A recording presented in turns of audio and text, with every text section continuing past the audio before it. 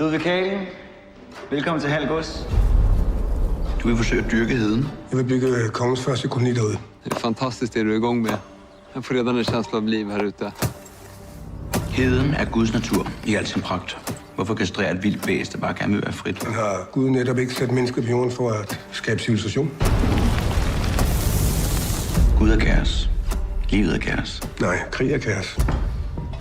Men vinderen er den, som kan finde ud af at kontrollere kaos. Det er min jord. Det er kongens jord. Jeg arbejder for kongen. Hold op med at tale om kongen, som om du kender ham.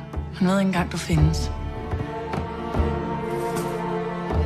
Og du kommer til at lykkes med at bygge din koloni derude? Ja. Hvis du bekriger ham, så risikerer du alt. Schenkel stopper ikke, før han er vundet. Jeg har brug for dig. Du vil bare have din adelige titel, så du kan mænge dig med de fine folk.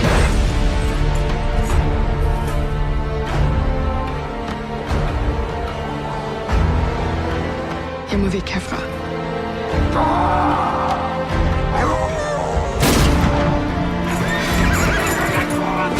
Vi vill fan inte dö för det är ett helt projekt.